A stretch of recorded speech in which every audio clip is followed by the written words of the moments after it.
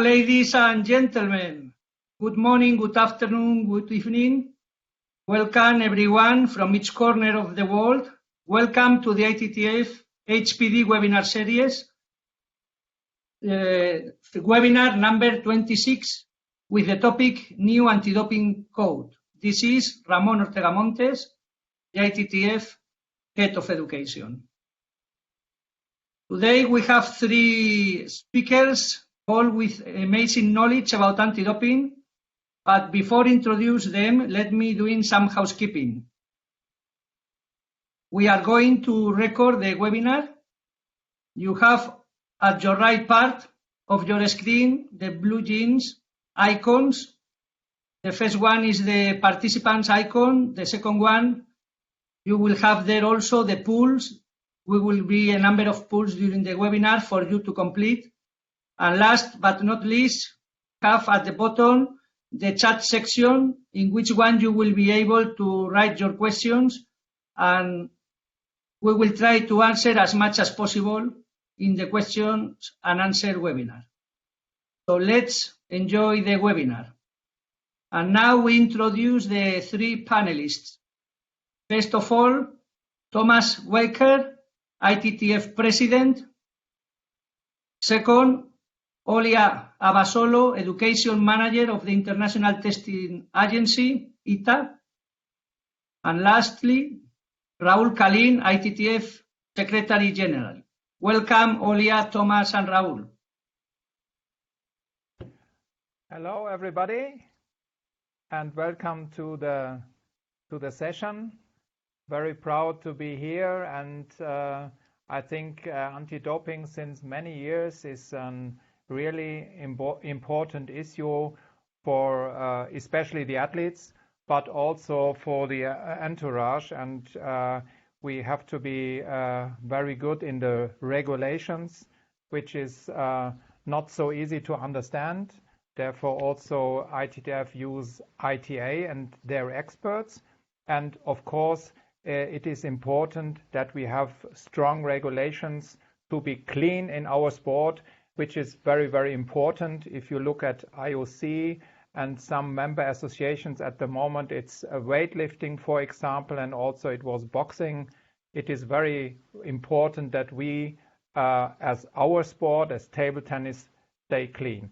So this is our goal, and with your cooperation, we will stay clean. And I'm very happy that you joined this webinar, and hope you get some more knowledge and you get the right answers to your questions. Thank you very much, and good luck to all of us. Thank you very much, Thomas. Secondly, we have Olya ABASOLO, is the education manager from ITA. She was already an athlete in fencing with Canada, and she competed in Beijing Olympics. And later, Olya, you completed your Bachelor of Commerce degree in Olympic Studies, and you were working for the Canadian National Olympic Committee in marketing, legacy, and education. And from 2019, you are the education manager of the International Testing Agency. So you know a lot about anti-doping, the new anti-doping code, and also about education in anti-doping. So who best than you to talk? So the floor is yours, Olya. Thank you so much for this kind introduction. I am going to pull up my screen as I start my presentation. While I do so, just to make sure that we have it here, so you should be able to see it now, I do want to thank the International Table Tennis Federation, all of the staff in the Federation who are discussing this very important topic. I know that it's not the most exciting topic and maybe not the most attractive topic in all things sport, but it is important for us as athletes, as administrators, as coaches. So in whatever role you're joining us today, thank you for taking this initiative and making sure that you are informed and that your teams and your athletes are informed. So today we will discuss a few things. We will not go into every detail of anti-doping, just simply because there is a lot to discuss, but hopefully this will give you a quick overview of the changes in the anti-doping code. We will look at the landscape of anti-doping, even the definition of doping and what anti-doping rule violations are. And we will touch the doping control process as well, but once again, not in too much detail, mainly focusing on the rights and the responsibilities. So I hope that this proves useful to you. At the end of the presentation, we do have our contact information, and also ITTF is a resource for you to use as well. So please do not hesitate to write questions here in the chat, in the Q&A, to reach out to us later directly if you prefer to do so. Get yourself educated and informed. We're here to help you with that. So let's start first of all with the anti-doping landscape. I'm just going to make sure that my slides are working. They don't seem to cooperate too much. Here we go. So let's look at the anti-doping landscape first. It may not be too straightforward for all of us. Certainly myself as an athlete, I did not understand it when I was competing. It's only when I started working in anti-doping and in sport that I started to understand how all these different pieces of the puzzle come together. So if we look at the bottom, we know that the athletes are at the heart and at the source of everything that we do and the reason that we exist as organizations, as administrators, as coaches. If we look at the top, we have the World Anti-Doping Agency. I'm sure you're very, very familiar with WADA. They are our governing body when it comes to anti-doping. So they are the regulator for all the signatories of the code. Now, if we look at what a signatory of the code is, it can be many organizations that are working in the fight for clean sport. So for an athlete, we can start for, let's say, with the NADOs here, the National Anti-Doping Organizations, a lot of acronyms, but the NADOs are working on the national level for the athletes. So you could be tested in your country. In those countries that have less resources, they would have RADOs, which are regional anti-doping organizations. And these are taking care of a group of countries, so countries would pool resources, and you would have a regional anti-doping organization responsible for your area. On the international level, you have international federations, IFs. So these are responsible for the fight for clean sport on the international level. Now, this would be the International Testing Agency, International Table Tennis Federation in our case. So as an athlete, you can be tested nationally by your National Anti-Doping Organization, internationally by your IF. Now, MEO is another acronym. This is our major event organizers. The most popular ones are Olympic Games, Paralympic Games, so the International Olympic Committee and the International Paralympic Committee. These can test athletes as well. But you also have European Games, Asian Games, Pan American Games, Commonwealth, so many where you can have a testing authority that is a major event organizer. Now, national federations are subject to the rules of both the NATO and the International Federation. And of course, the athletes fall under the national federations.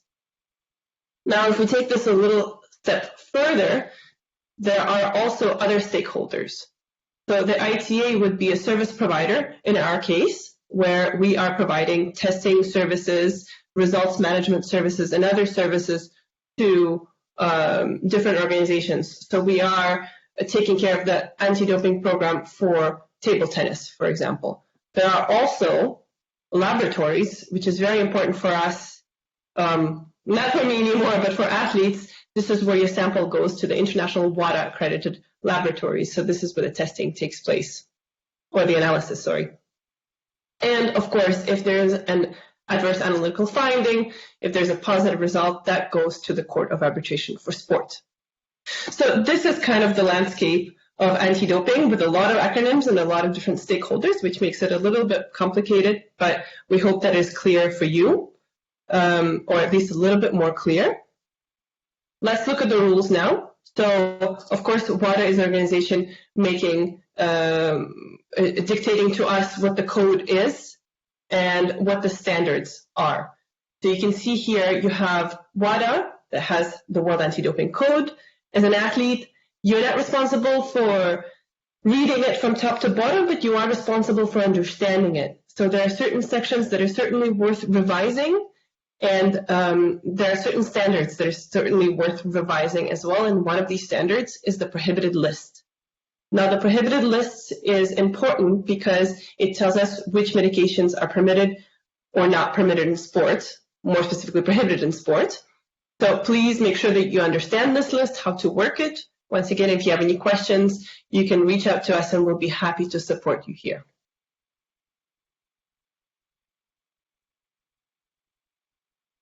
Just going over to the next slide here.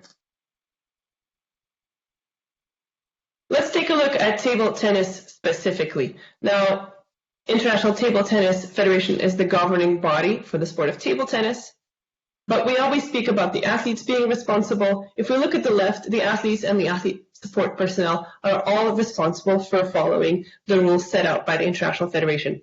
And we'll really see the effect of it as we talk about the anti-doping rules and anti-doping rule violations. Once again, ITA is the third-party service provider, so we are taking care of certain aspects of the doping control program of ITTF. Okay, so here I can see we have a few participants in the webinar today, so I'll ask you to use the chat function, and as I'm explaining the definition of doping, if you want to type in what you think an anti-doping rule violation is, what does that mean? And how many do you think there are of anti-doping rule violations? You can even throw in a number in the chat. If you think it's 5, 6, 7, 8, you can type it in, and then we can take a look at those in a couple of seconds. But if we look at the definition in the new 2021 World Anti-Doping Code, doping is defined as the occurrence of one or more anti-doping rule violations. Most commonly, this means presence of a prohibited substance. Now, when we see the news, articles, and the highlights as it relates to anti-doping, oftentimes you will talk about an athlete who tested positive. This is how we understand anti-doping most often, is when an athlete tests positive and therefore they've committed an anti-doping rule violation. In reality, and this is why I asked that question, there are a lot more anti-doping rule violations, and they apply not just to the athletes, but to all of the entourage of the athlete, athlete support personnel, coaches, medical staff, etc. So you can see here that there are many ways to commit an anti-doping rule violation, but it's also a system that exists to protect the athlete. So not just a presence of a prohibited substance, but even tampering with the process. So if you try to falsify documents, or if you try to somehow modify the doping control process, if you try to avoid a test, all of these can be considered anti-doping rule violations. However, what's important to note here is that anti-doping rule violations apply also to other members of the sport community. So you can see here administering or attempting to administer a substance that would apply to a coach or to a medical personnel who can also be subject to consequences in anti-doping. Let's take a look at some of the changes. As of 2021, the new code is coming into effect, new standards, and therefore new rules. So you can see, first of all, tampering before used to refer specifically to the doping control process. It now refers also to results management. So this is where falsifying of the documents to prove a missed test, for example, can be considered an anti-doping rule violation. Another anti-doping rule violation change was that complicity is now being supplemented to attempted complicity, just like administering and attempted administration are now in the new code. And finally, there is a new anti-doping rule violation, number 11, that is being added, and this one is to protect whistleblowers. So acts by an athlete or other person to discourage or retaliate against reporting to authorities. So this is an anti-doping rule violation that protects whistleblowers in our anti-doping system. Now, before we go any further, I really want to touch base on what inadvertent doping means and intended doping. So it's very important to differentiate between these two, but it's also important to understand that it really doesn't matter which category a case falls into. So of course, intended doping is somebody doping on purpose, making a choice. So Lance Armstrong is a very classic, well-known example of that. Inadvertent doping is unfortunately a category that still has so many cases today. This is lack of knowledge, lack of information, taking a medication that is prohibited without having an intention to improve performance. So the reason you're here today is to inform yourself and to make sure that no inadvertent cases happen in your sport community, in your club, in your country. And so oftentimes the biggest solution to inadvertent doping is information and education.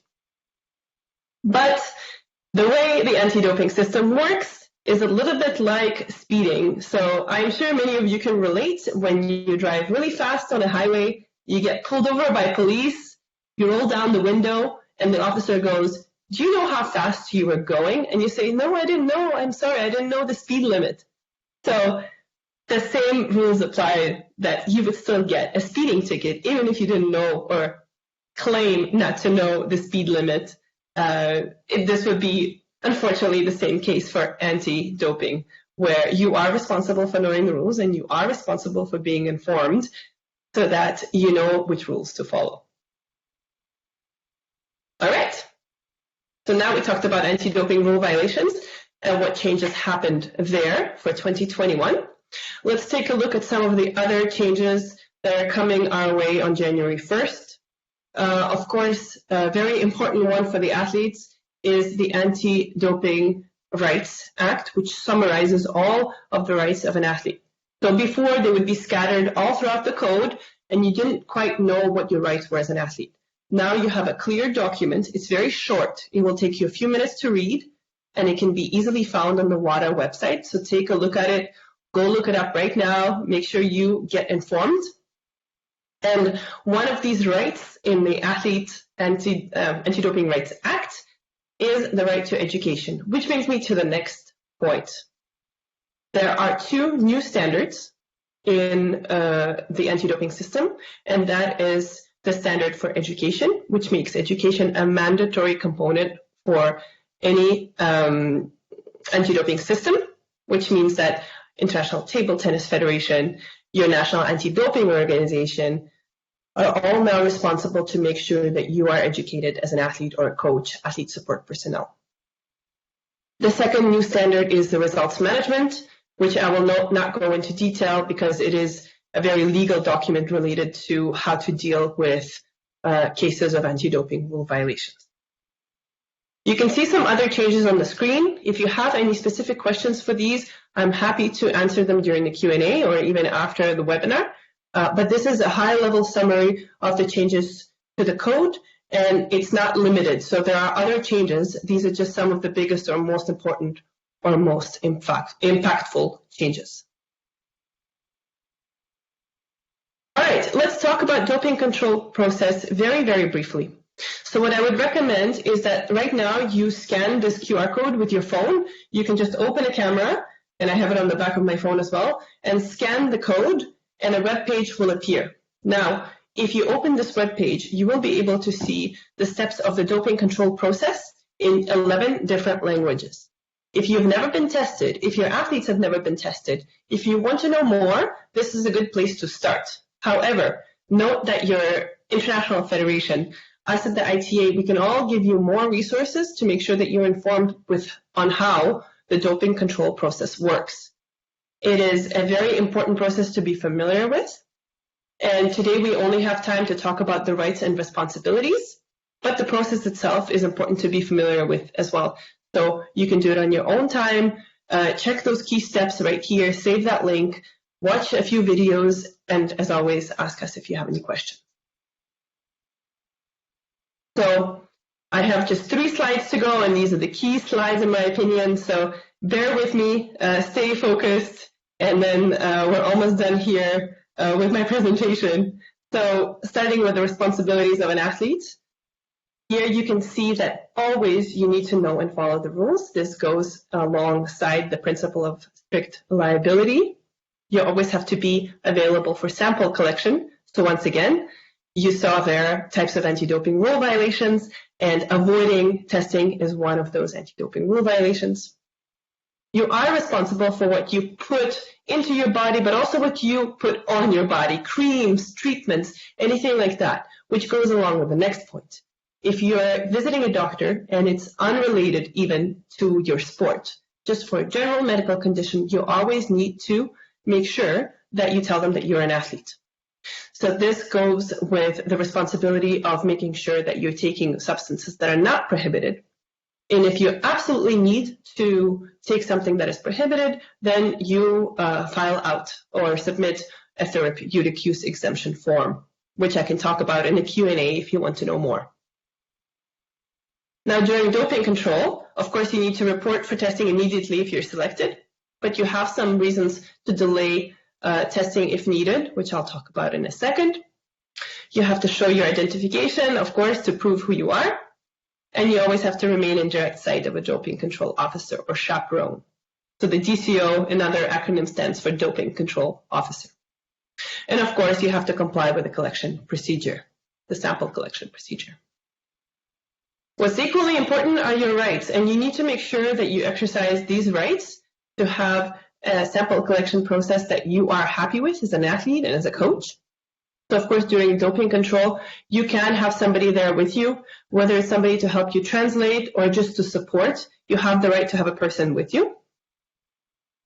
You need to ask, I highly recommend that you ask for identification of the person who is coming to test you, doping control officer or chaperone. Any questions, even if you feel like they're silly questions or not relevant, any questions you have, ask them, especially if it's the first time that you're being tested. Why do I have to sign a form? What do these numbers mean? What do these bottles mean? Do not hesitate to ask questions. You have the right to be educated.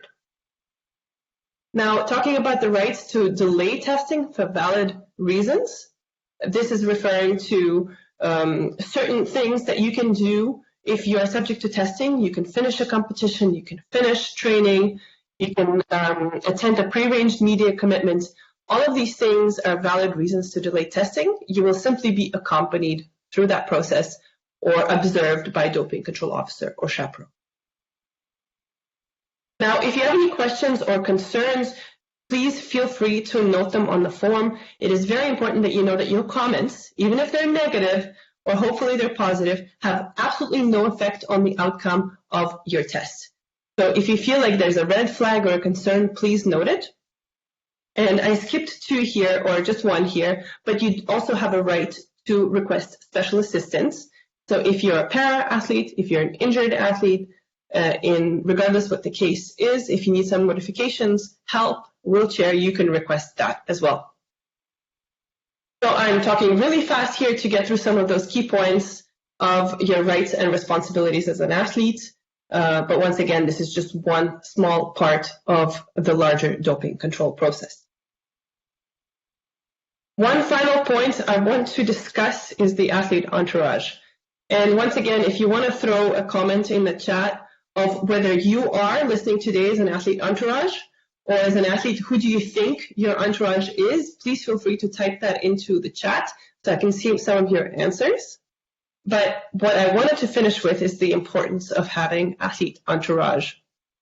We discussed that people around you as an athlete can have a positive effect. They can be your support system, your educator in the anti-doping system, but they can also have a negative effect on you. So there are cases where athletes are in an unhealthy training environment. So my biggest advice to you today is to surround yourself with the right people who have the right information and the right education. And if they do not, or if you feel like you need somebody else in your entourage to support you, please take some action there. And that relates not just to anti-doping, but it relates to your mental health, a safe training environment, and to your career as an athlete afterwards, because life continues after sport. So I will finish here with the importance of the athlete entourage.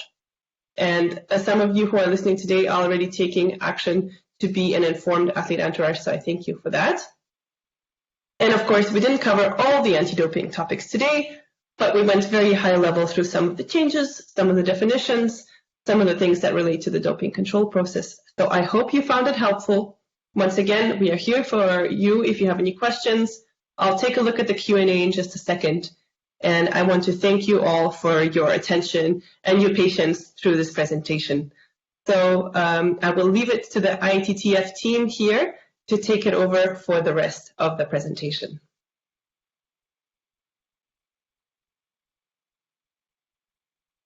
Thank you very much, Olya, for your interesting presentation and also with the updates. related what is coming with the new regulations about anti-doping. Now we go back to ITTF. So let's go to Raul CALIN, ITTF Secretary General. He was passing through different positions from youth, but now he is from 1917, ITTF General Secretary. So Raul, we begin with the first question to you. Just what is the evolution in anti-doping in ITTF since you were involved in? Thank you, Moncha, and of course a big thanks to our President Thomas for joining us today, and especially also to Olya, a person we have known now for 2 years in the ITTF, and that was helping us already in our World Junior Championships in Korat in Thailand with the first joint activity of education with the ITA. So a big thanks to both of them. Well, actually, history in anti-doping for ITTF started back in 1977, but of course at that time I was not involved, Moncho. That is the time of our first controls. And then, let's say, our real anti-doping program started in the 90s, is when really we started to have more formal process. But we can say that in the last 10 years is when the ITTF has started to have a more mature approach for anti-doping matters, right? We started having a consultant, Jennifer Doncel, who was assisting the ITTF staff in Lausanne in the implementation of the code when things started to be, let's say, more relevant and when there was more awareness of the necessity of implementing a proper anti-doping standards. Then we had François Dagoret, who was working for the ITTF for 2.5 years. And also I want to thank both Jennifer and François for the work they did for us at that time. Actually, François was in charge of our first risk assessment exercise, which was very important to not only comply with the WADA code to 2015, but also to let ITTF know where our sport was in the scope of the anti-doping or anti-doping fight, right? Because obviously every sport is different in the approach they need to do to prevent, to educate. And for ITTF it was very important to have this exercise, which was a requirement from WADA, but at the same time was very helpful for us, no? So now, since we work with ITA in 2018, actually we started our partnership in July 2018. I have to say, personally, it's a big relief because our staff can really dedicate themselves or ourselves to the areas where we have more expertise, and we have a group of really very, very knowledgeable persons that are working not only in close partnership with the ITTF, but what is more important, also in close partnership with WADA, and as Olya has mentioned in her presentation, with all the different stakeholders, national anti-doping organizations, call it Olympic committees, federations, etc. So I think, it has been, I will say, a very natural evolution and very similar to what other sports have been doing. And also, I am glad to see that sports that traditionally had a strong anti-doping department, even themselves, they are today joining ITA, what proves that the step ITTF did in 2018 was the right one. So if this answers your question, Moncho, I think now we can dive in the general Q&A. Yes, Raul, thank you very much for this answer, complete with all the information related. So now I go to the discussion of the whole panel. So you, Thomas and Olya, to be answering different questions, just related some topics that Olya was talking about during her presentation. So just for you, Olya, what the athletes will feel that it will be pros and will be cons related to the new code. We have athletes, we have coaches, we have also administration from different member associations, we have also researchers, scientifics. So what are, for the feeling of the players, the pros and the cons related to the new code? Thank you for this question, and it's a very good one. There are a lot of changes in the code. One thing I will say about the process this time around, about code revision, is that there was a lot more athlete voice in the revision of the code. So from my understanding, and I have a bit of an external person's understanding because I was not involved in the code revision, there's certainly more focus on the protection of athletes through various measures. So for example, the Athletes' Rights Act or the protection of whistleblowers. So there is more focus on the protection of athletes rather than quote unquote catching the cheaters. And you know, some of the terminology that was used a lot earlier on in the anti-doping system. Now, what I will speak to, I am certainly not an expert on everything that is legal in terms of results management, in terms of the testing procedures, but what I will speak to is what I know best, and that's the new standard for education. So now athletes have a right that they can actively exercise, is the right to education. However, easier said than done when it comes to education, so it will simply be a gradual process for federations to focus more on prevention, education, and empowerment of the athletes and athlete support personnel, a more proactive mandatory requirement now than before. So I think this change will not be felt immediately by our community, but it will certainly, for one thing, in the long term, I really believe will help reduce the number of inadvertent cases, which to me is the biggest concern. A lot of the athletes that are suffering the consequences without having any intention to cheat. And hopefully even longer term will have an effect where some of the countries or some of the sports where doping is part of the culture will start to change and evolve into more of a clean sport or more of a cleaner country. And so it's a very long-term process, but I am in maybe a naive way hopeful that there's some good things that will come out of it.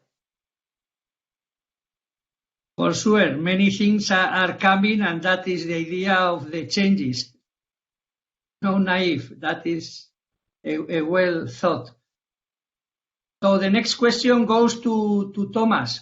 Thomas, what is how risky is table tennis in terms of anti-doping?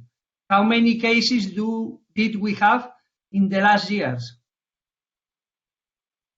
Yeah, thank you, Moncho. Yeah, in fact, we always say table tennis is not a risky sport, but be careful.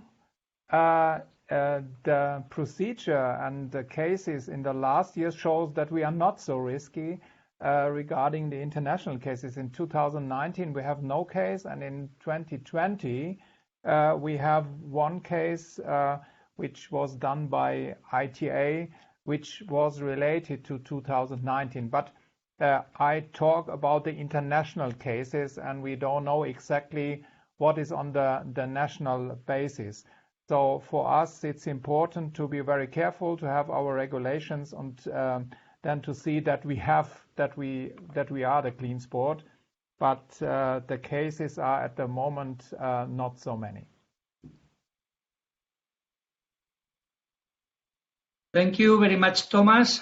And now just coming to Olya again, because you were saying that the new code are also with international standards of education, and that is one of the novelties. So what the processes need to be followed in the planning, implementation, monitoring and evaluation of effective education? Ramon, you just answered it. This is what you need to... Oh, sorry, I think there's a bit of a delay there. Can you hear me? Yes, we can. Okay. I think you can hear me. Okay, great. So, good. Excellent. It screen froze, but I think everything is under control. So that's exactly it. The change is that you now have to plan, monitor, and evaluate. So every signatory of the World Anti-Doping Code will have to do it to a different extent. So larger Olympic sport federations are having the biggest expectations. National anti-doping organizations that have a lot of sports, larger NATOs will have a lot of expectations as well. So that simply means that you have to have a plan in place. So you have to have some kind of an activity, whether you have to have online learning that is mandatory or face-to-face events It's not something extraordinary or exceptional or life-changing, but the essential part is that you give easy access to the most up-to-date anti-doping information and education to your athletes. So those are the biggest effects of it. Now you have to measure what you're doing, and this can be surveys, this can be evaluations, you can have scientific research institutions that are involved as well, as some federations have already done. There are many ways to do it. The education section of anti-doping is the most flexible, the most creative part, but also the most challenging because it's so soft compared to other parts of anti-doping that are very rigid. But of course, certainly planning, monitoring, and evaluation are the biggest changes, is that it's now mandatory. Yes, as you say, Olya, mandatory. Thank you very much. So the next question goes to Raul. So Raul, what are the responsibilities that the member associations have related to this code of anti-doping? Also the players, even if Olya already mentioned some of the responsibilities of the players, coaches, medical staff. I mean, from each one of the people who are working in the member associations or the different profiles, what are the different things that they will need to do? Coaching team, medical staff? You know, Moncho, the complicated questions I pass to my president. So, no, I mean, we just agreed that this one will be taken by Thomas, but it was too late to let you know. So please, Thomas, go ahead. Okay, sorry, Raul. I wanted to say it's a complicated question. I give it back to Raul because he's the Secretary General. No, I mean, there is really a bunch of responsibilities. The most important is that the national associations have to bound and to be related to the anti-doping code, and this they have to do by accepting this code via our constitution and about agreements. When we started the process, as Raul told, we were very we were very poor in this thing, and we also had to manage that we have to know that only individual agreements also with the players are important, that finally they could be tested and they could be sanctioned if there is a violation of the code. I think the players and the entourage, they have to look very carefully in the anti-doping code, for example, the article 5.16 and the following areas and paragraphs. So they have really actively to check if they are bound to the code. They have to inform themselves about the prohibited list, which is very important. They have to look what is their national anti-doping association is doing, and have to check all the regulations. They are responsible for themselves. As Olya also said in her presentation, the athletes are responsible for their body, and this is the most important rule that the athletes have to know, and also the national associations, that they learn and educate them. And I think it's a very good thing that now the new anti-doping code has a paragraph education, so that the players are educated, and it is mandatory. This is the magic word, is mandatory. Thank you. Thank you very much, Thomas, for this good answer, and also related the education and the mandatory related to it. So just coming to education and taking the words from Thomas, Olya, so what are the target audience from the education, the so-called education pools? So target audiences can be decided by each governing body. At the very minimum, each one must include athletes returning from a sanction and athletes who are in the pool. So that's very basic. An athlete who's committed an anti-doping rule violation, of course, they need education before returning to the field of play, and those who are being tested. However, also at the same time, if you look at the new standard for education, it says that an athlete must be educated before being tested, which widens the testing pool significantly. So while the minimum requirement is those two groups, really who should be included are athletes competing in any events where there could be testing taking place. So for example, junior world championships, senior world championships, then athletes who are, of course, in the registered testing pool, whether it's a registered testing pool of a country on a NATO level or an international federation on the international level, sometimes that overlaps.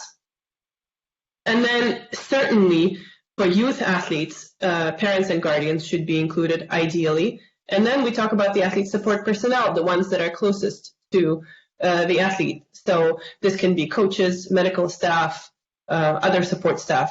So it's really ultimately up to each organization to decide based on their capacity and their resources, but there is a minimum requirement there that exists.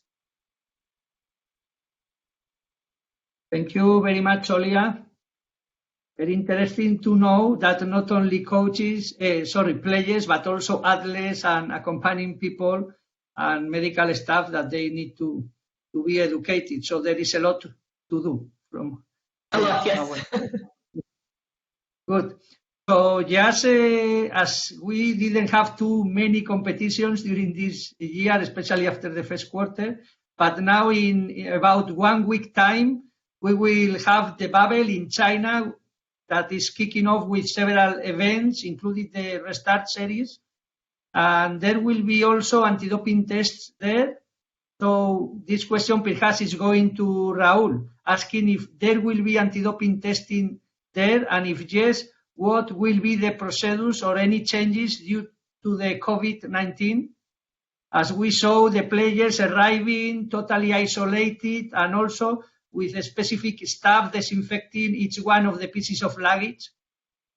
So, Raul.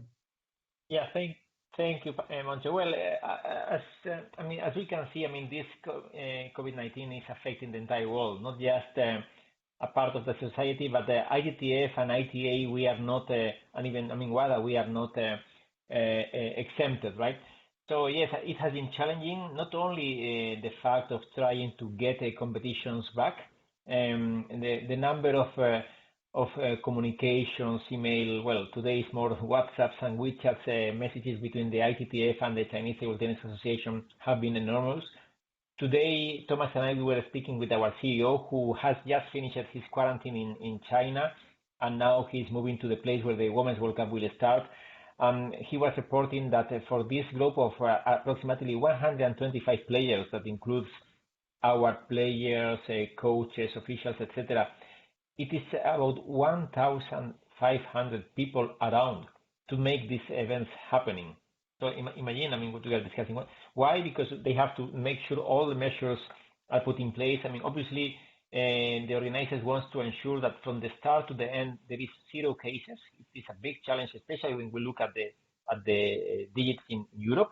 Around whole Europe, particularly, the situation is very critical, right?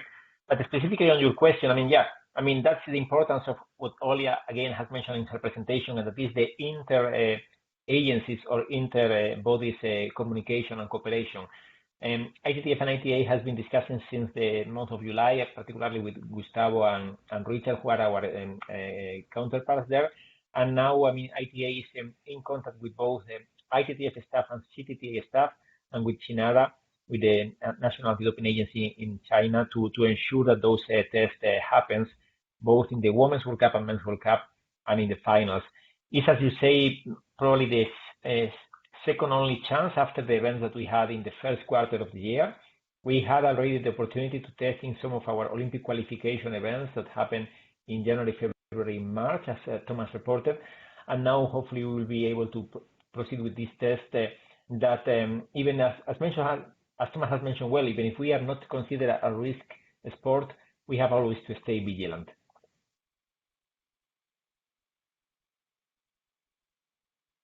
Thank you very much, Raul, once more. And let's take now one more for Olya, because at one point you were mentioned that sometimes the athletes didn't know about how to adjust or how to take the incomes and so on. So if any athlete needs to take some kind of medication or treatment for health, and those are included some perhaps kind of prohibited substances. So which options are for them to take, if they are allowed or not? Because I know that there is something like therapeutic use exemption, and if so, how they will need to fill in some kind of documents from players to ITTF, to ITA, to NADO, to RADO. So how this is managed, please? Of course, and I see that question in the Q&A as well. Very important question. And yes, athletes who need to take certain medications for their health can apply for what is called a therapeutic use exemption. So this can be different circumstances. I, as an athlete, was asthmatic. That's a common one, that you use an asthma pump that you need for competition, or if you had a surgery. So it's a TUE that can be for your whole career or based on an event, an accident. So there are different circumstances that you might require a TUE, but you can certainly apply for one. So the easiest thing to do, the first thing to do is to find out that there's no alternate to this medication. So you absolutely need this medication, you have to take it. Once you know that this is your only option that requires you to get healthy or to remain healthy, then you apply for a therapeutic use exemption. On the WADA website, you can find checklists for different types of conditions. And these checklists are available in different languages. So you can see one in the language of your choice. Maybe not all of them, but they have the key languages. So whether it's an asthmatic condition or surgery or any other type of necessity, then you can see which documents you need to submit for that specific condition. Now, all the TUEs for table tennis, and correct me if I'm wrong, but I believe they go through the ITA. Is that correct for table tennis? It's correct. It's correct. Yes. Yeah, it's correct, Olya.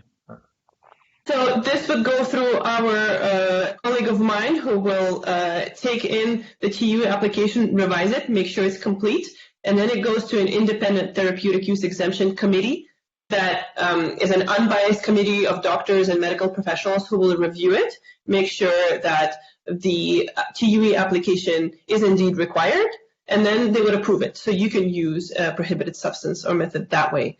And so if you need an email address, I can provide it to you afterwards, or any other information.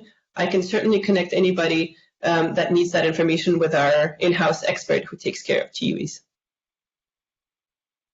Okay, thank you very much, Olya, because that was requested by different people, not only now, but also before, during the registration from the participants. So just now we go to the questions and answer session, but before that I want to mention that we were doing some polls, and related the answers. We were asking if you already knew about anti-doping topic, and 88% were answering yes, and 12% were answering no. While to the next one, that it was if your member association already was organizing any kind of anti-doping program, workshop, activity in the last 5 years, we have 80% no, and we have 20% yes. So that will give us good information related what will be next. So just going to the questions and answer session, we begin with this question from Santiago Bermeo from Ecuador, also from Maria del Carmen Perez from Mexico. So what kind of substances are not allowed in table tennis?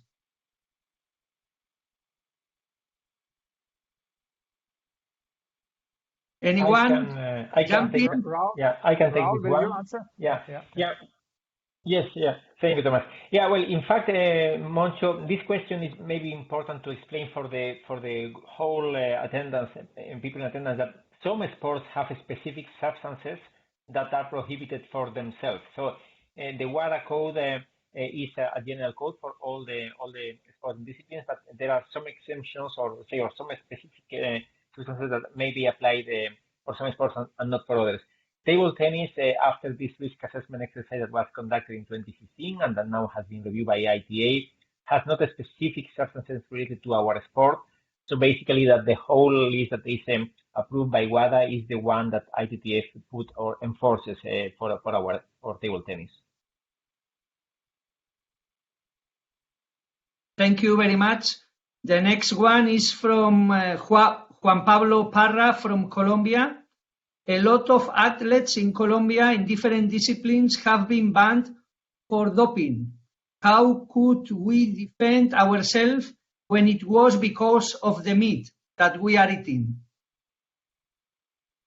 If you allow, I will take this question because I tell you this is my question because this area cost me 3 months of my life.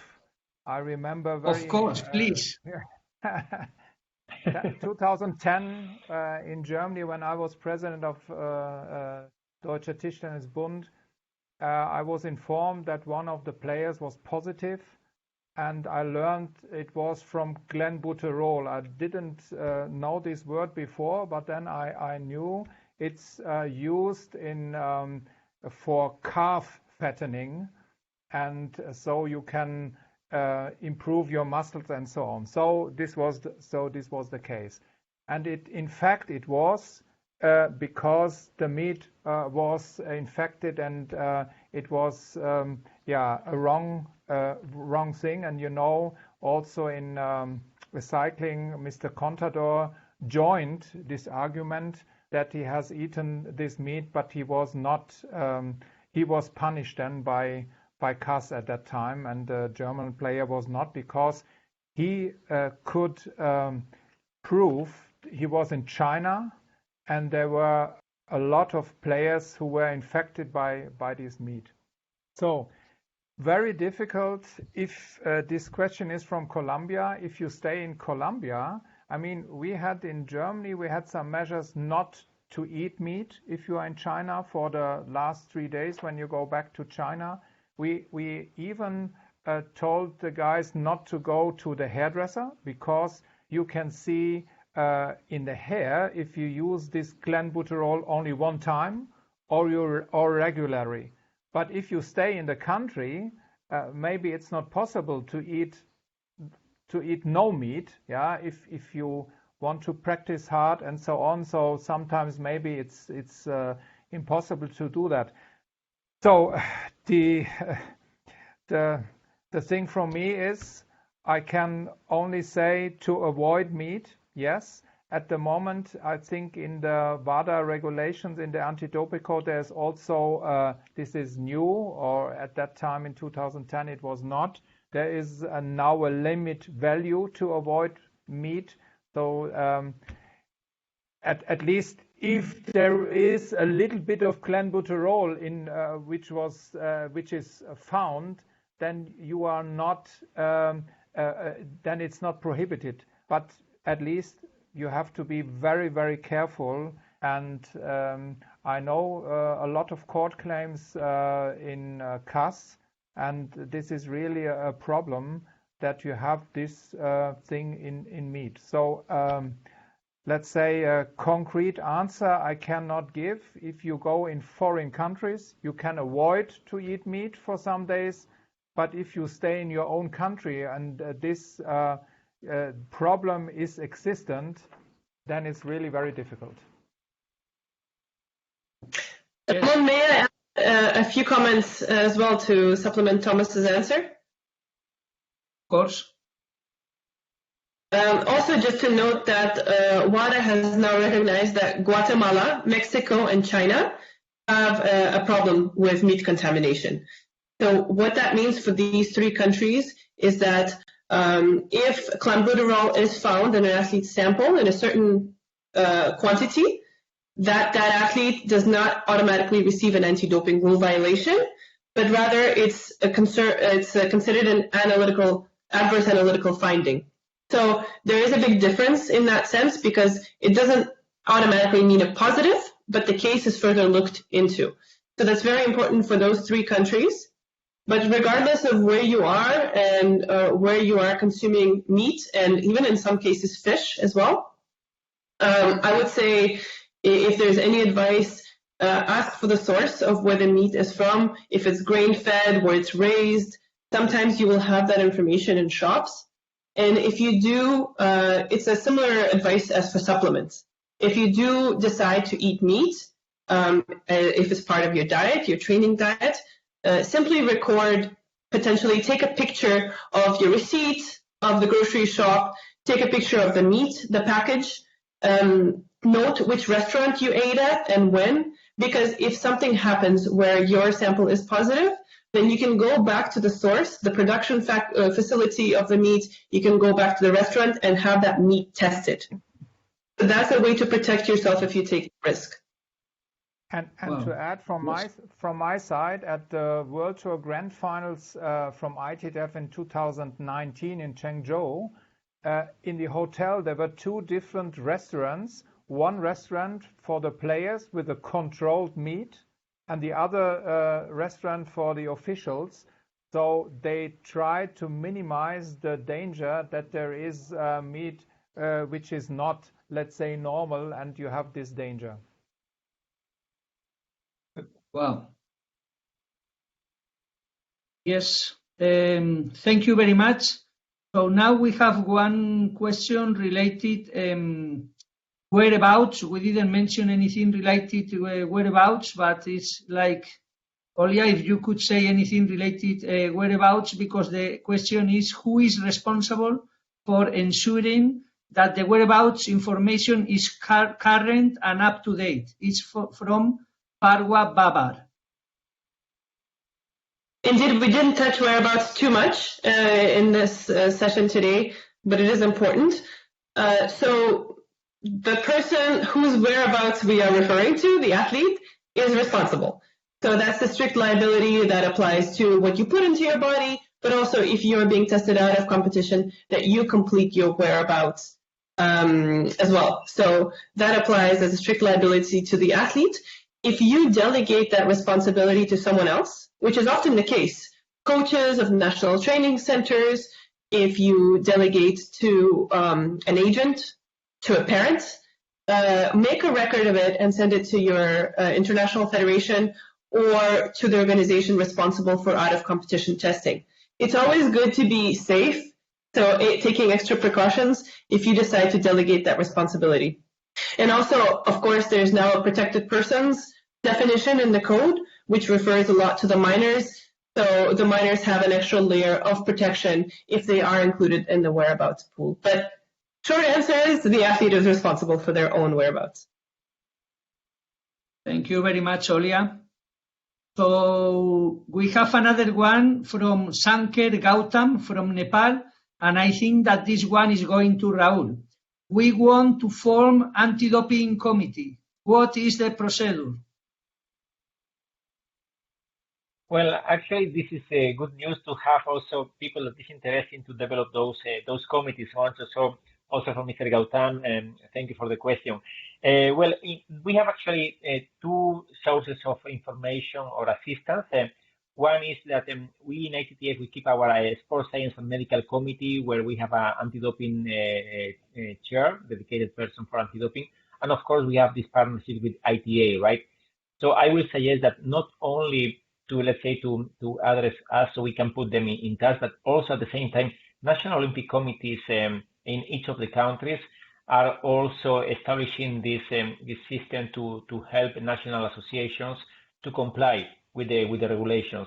I think that since 2017, the ITTF requests each national association, each member association to have an anti-doping person of contact. That in most of the cases is the president or the secretary general, because many associations don't have really that structure to have a dedicated person. But if Nepal is willing to do or to establish this panel, of course, we are more than happy to assist them. And again, it's very important what Olya has mentioned before in her presentation, to establish synergies, because you will start working with players at the local level, regional level, they become national after international, and each stage of their careers they will be dealing with different entities, with different anti-doping organizations. So the most important is that we really cooperate and we establish this network where the ITTF and the national associations are working together, but at the same time with the NOCs and with the agencies like WADA and the ITA. So Mr. Gautam, if you can maybe let us know your email contact. I think, in fact, I have yours. We will give you some details. And just taking from your answer, thank you very much, Raul. I take the next one from Alistair Antoine from Grenade. Are national associations expected to do random testing? Well, random or not random, I don't know if somebody wants to say something, Olya or Thomas, but actually this was also part of the work that was done by Francois and with the risk assessment in 5 years back. Let's say, I think that WADA themselves have also changed a lot on the approach since the anti-doping controls started 50 to 60 or 50 years ago, right?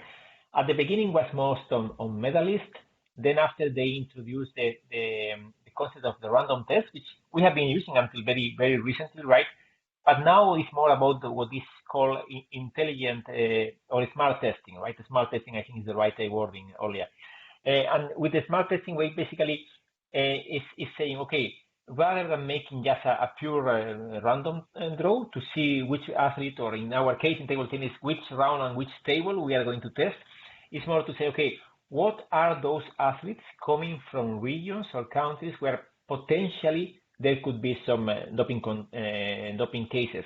So in the case of a national association, like in this case Granada, I will guess that maybe for them will be to try to identify where is the potential risk in the country, and then if they have a tournament with 50 or 60 players, to try to establish with the anti-doping responsible person, probably from the NOC, if they don't have the resources in the association, to see, I mean, if they have the, let's say, the capacity to make 4 tests or 6 tests, maybe to select 1 or 2 or 4 for the medalists, and then taking 2 for those in an analysis they think they could be the person that could potentially be tested.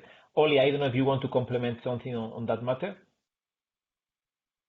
I think you answered it very well.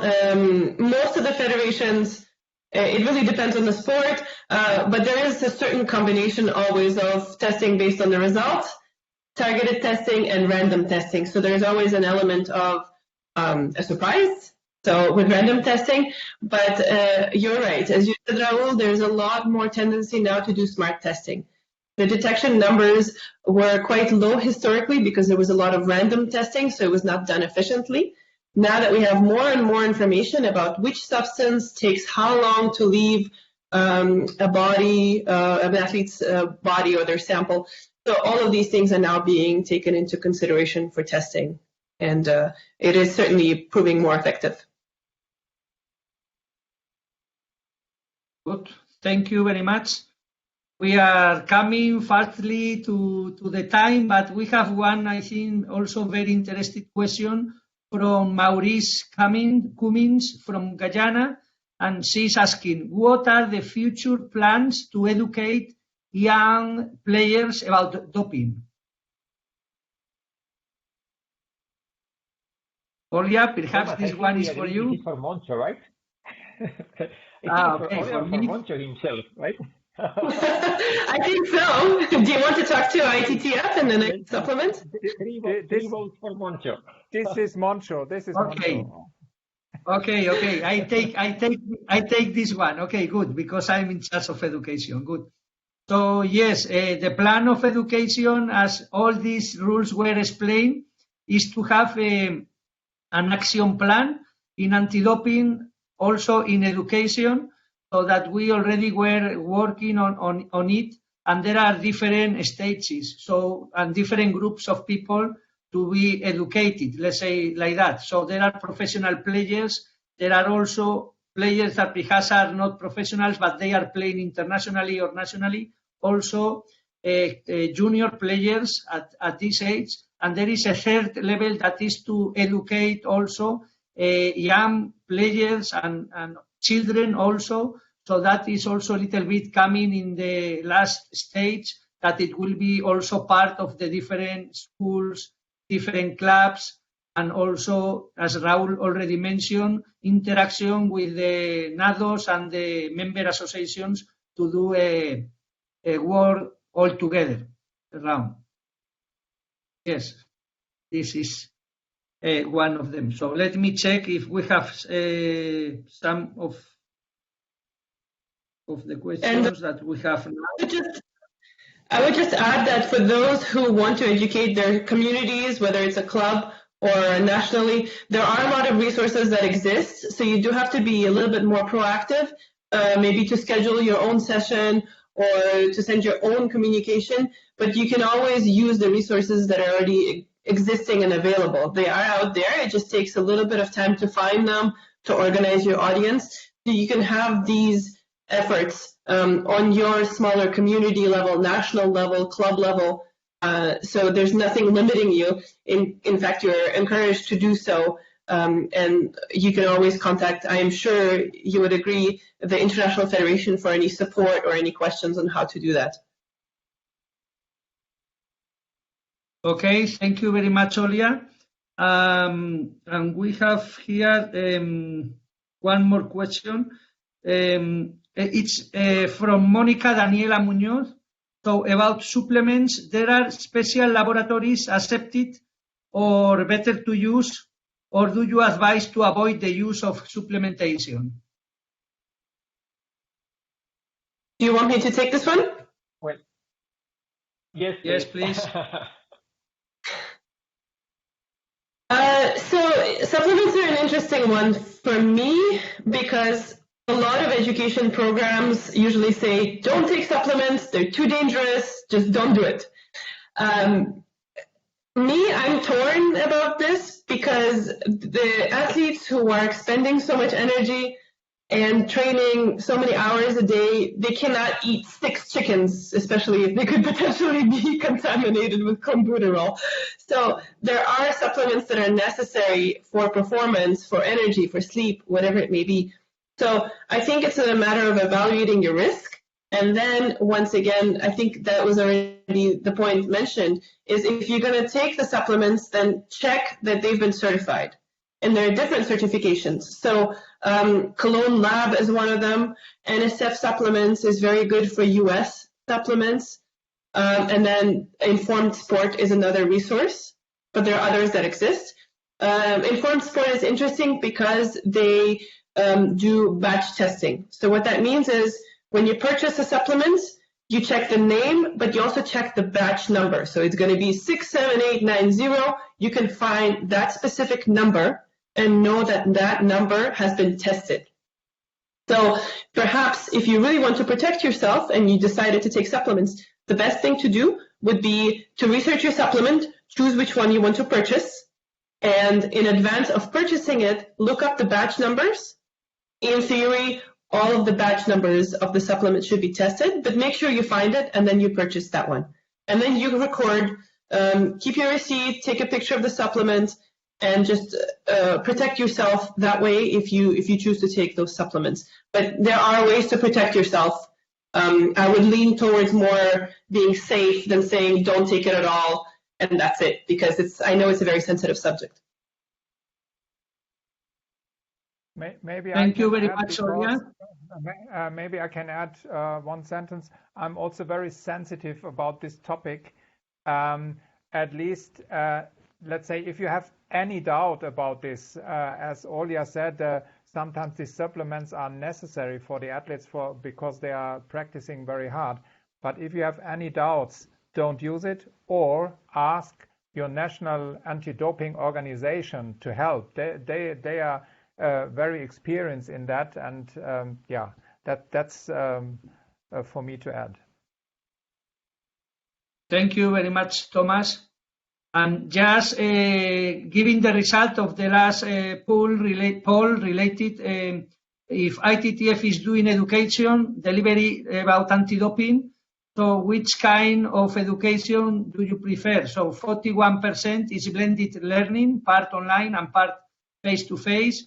35% is only online, and later we have 12% that they prefer that it will be linked to an event or linked to a training camp. Or yes, So just, Thomas, before we do a wrap up, if you want to have something like closing remarks, please. Thank you, Moncho. I think it was a very interesting session and webinar. I'd like to thank Olya for participating. Of course, Raul and you, Moncho, and the guys behind to organize. I know your department, High Performance, is very, very active. And I think especially in these times, this is necessary to stay in contact, to learn, and to ask and to answer the questions of all the guys. Regarding anti-doping, I think it's very, very difficult. 3 words: awareness of the stuff, education, which is now more important also in the anti-doping code, and alert. Alert means what I say: if there is any doubt, please ask and do not do anything. Do not use a medicine without a doctor if you have any doubts. This I have to say, and if we follow these instructions, I think we are, let's say, mostly safe. So thank you very much, all the guys involved again. Thank you very much, Thomas.